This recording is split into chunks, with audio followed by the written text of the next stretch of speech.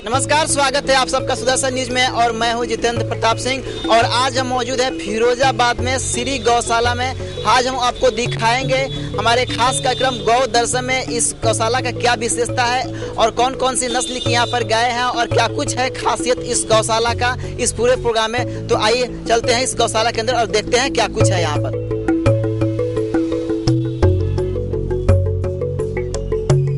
और आइए सबसे पहले हम बात करते हैं इस श्री गौशाला फिरोजाबाद के जो सचिव हैं द्विजेंद्र मोहन वर्मा जी, उनसे हम जानने की कोशिश करते हैं कि क्या है इस गौशाला की विशेषता और कितने दिनों से यह गौशाला यहाँ पर चलाया जा रहा है।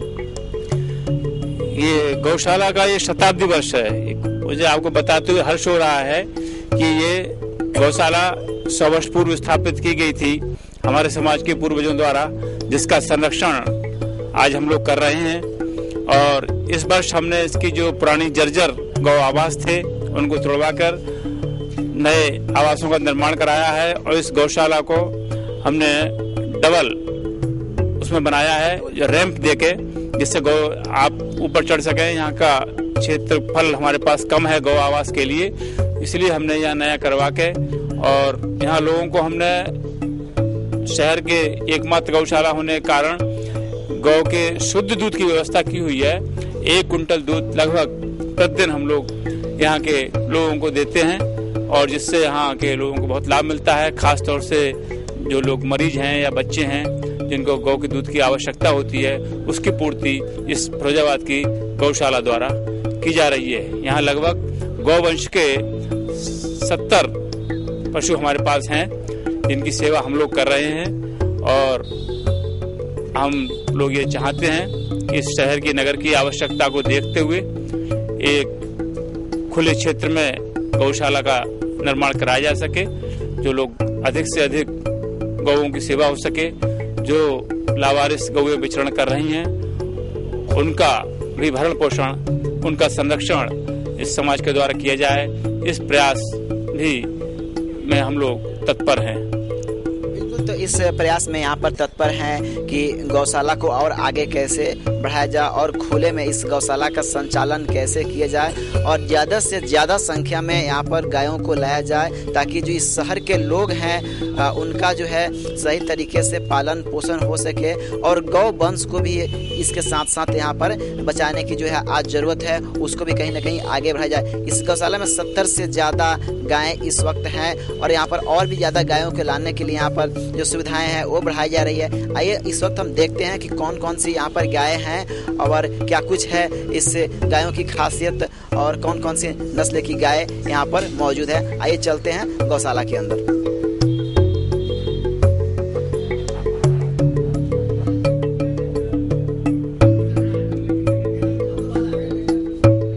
इस गौशाला का स्थापना 1969 में हुआ था, लेकिन अब तक यहाँ पर 70 से ज़्यादा ही गायें बच पाई यहाँ पर है। इसको बढ़ाया नहीं जा सका है आगे। कहीं ना कहीं देखा जाता है यहाँ पर जो साधन जो है उसकी यहाँ पर कमी है। पर्याप्त स्थान नहीं होने के कारण यहाँ पर गौ वंश जो है वो नहीं बढ़ पा रही है। इसके अलावा इस गौशाला का अब तक कोई जो है वो सहयोग राशि या किसी प्रकार कोई मदद नहीं मिलने से यहाँ पर जो गौ वंश की संख्या जो है वो सीमित होकर रह गई है। अक्सर देखा जाता है कि गौशाला के अंदर में जो गायों की संख्या है उसमें लगातार वृद्धि होती है, उसकी संख्या लगातार बढ़ती है, उसके जो उसका गौ वंश जो है उसको बचाने के लिए लगातार प्रयास करता है। लेकिन यहाँ पर बहुत ही सीमित जो है वो गायों की यहाँ पर संख्या है। कहीं ना कहीं देखा जाए तो फिर साधन जो है उसकी कमी है और किसी प्रकार की कोई सहायता नहीं मिलने के कारण जो है यह गौशाला जो है उसका स्थिति आज सही नहीं है। इस गौशाला के सचिव जो है हमारे साथ इस वक्त मौजूद है। इनसे जानना चाहेंगे कि अब तक जो है गौशाला आपका इतना पुराना गौशाला है लेकिन बहुत कम गायें हैं और पर्याप्त यहाँ पर सुविधा भी मौजूद नहीं है, क्या कारण है?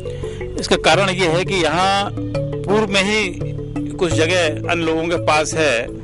एक हमारे यहाँ शिशु मंदिर विद्यालय चलता है, वो काफ़ी जगह उनके पास है, कुछ अन्य लोगों के पास वो जगह है। तो इसलिए हमारे पास जो सीमित जगह हमारे गौ आवास के लिए बची हुई है उसी में हम साधन बना रहे हैं, इसीलिए हमने उसको डबल स्टोरी भी करना पड़ा है। और उसके साथ बड़ी दुखद बात यह है कि हमारे समाज में गौओं के प्रति जो जागरूकता, जो समर्पण भाव, श्रद्धा जो पहले हुआ करती थी वो अब नहीं है। कोई भी केवल एक गोपाष्टमी के बहाने गौ के दर्शन करने और गौ की सेवा करने के नाम पर अपना कुछ यहाँ संकल्प कर जाए वो बातें लगे, अन्यथा अपने आप को जो आज गौ के प्रति कुछ दान धर्म का अभाव होता जा रहा है, उससे हम लोगों को उसमें भी आर्थिक मदद मिलने में सुविधा होती है और आम चंदा हम लोग करते नहीं हैं। तो अपने संसाधनों से, निजी से या कार्यकारिणी के लोगों से यहाँ कुछ क्षेत्र जो है और लोगों से मदद मिल जाती है, उसके साधनों से ही हम लोग जो कुछ कर पाते हैं उसमें अधिक से अधिक अच्छा करने का प्रयास करते हैं। अब इसमें के प्रति अगर शासन, प्रशासन और आम लोगों में हमारी भारतीय संस्कृति के संरक्षण के साथ साथ गौ संरक्षण में के प्रति लोगों की श्रद्धा भावना रुचि बढ़े तो इसमें ये सभी जगह गौ वंशों का विस्तार हो सकता है। उनके प्रति श्रद्धा समर्पण की भावना लोगों में आनी अति आवश्यक है।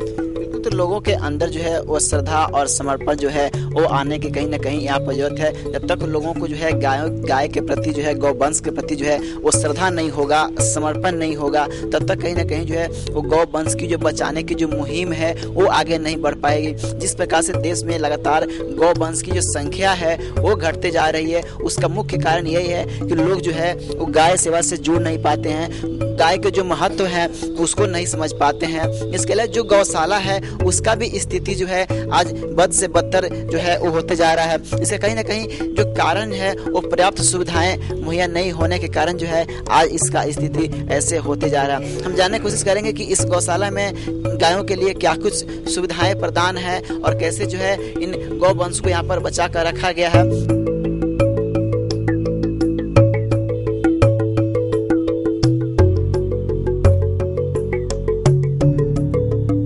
इस गौशाला के अंदर में कई सारे गायों की नस्ल हैं जिनकी अपनी अपनी अलग अलग विशेषताएं हैं और अलग अलग महत्व हैं। इसमें जो है अच्छी किस्म और अच्छे नस्ल की गायें जो हैं वो इस शेड के अंदर में मौजूद हैं। हमारे साथ इस गौशाला के जो सदस्य हैं वो मौजूद हैं। हम इनसे जानने की कोशिश करेंगे कि ये कौन कौन सी नस्ल की गायें हैं और क्या है इस गायों की विशेषता।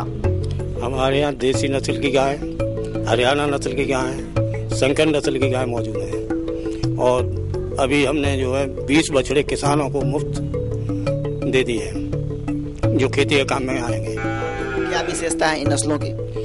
देसी नस्ल की गाय जो है दूध सही देती है, स्वादिष्ट होता है और शंकर नस्ल की गाय कुछ न दूध हल्का देती हैं और दूध भी ज़्यादा मात्रा में देती हैं और जो देसी नस्ल की गाय हैं वो तो दूध बहुत ही कम देती हैं। ये इनकी विशेषता है। लेकिन जो देसी जो गाय है और जो शंकर नस्ल की गाय हैं क्या अंतर है उसमें? केवल दूध में अंतर है और कोई अंतर नहीं। खाना पीना सबका एक जैसा है, सबके लिए एक ही जगह रहना है, सबको एक ही पानी पीना है, सबको एक ही तरह का चारा पानी सब कुछ है। जर्सी गाय जो है या फिर जो देसी नस्ल के जो गाय है उसको लेकर जो है वो अक्सर जो है विवाद और सवाल खड़े होते हैं। आखिर इसका कारण क्या है? देसी और जो जर्सी गाय की जो नस्लें हैं हम आपसे जानना चाहेंगे। उसमें कोई अंतर नहीं है, दूध सबका एक सा होता है, सब में कैल्शियम बराबर होता है, सब में पौष्टिकता बराबर होती है। केवल ये आदमी के मन का भ्रम है कि हम देसी गाय का दूध पिएंगे, हम शंकर नस्ल की गाय का दूध पिएंगे और उसमें कोई विशेष वो नहीं है, फर्क नहीं है।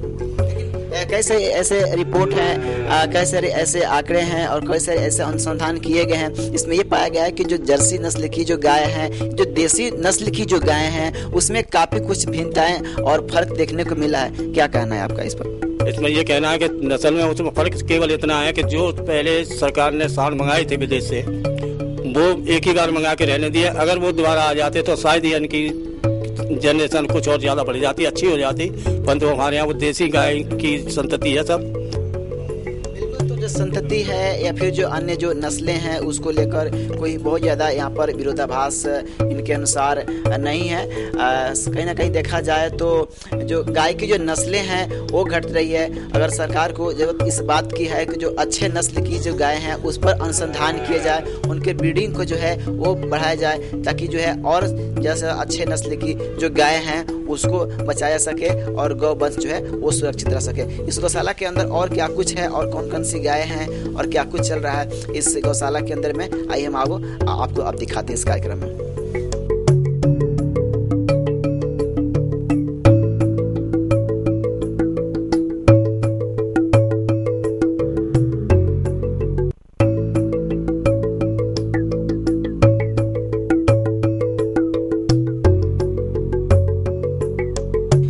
वक्त हो चला एक छोटे से ब्रेक का, मगर ब्रेक के बाद भी ये हमारा खास कार्यक्रम गौ दर्शन आगे भी जारी रहेगा।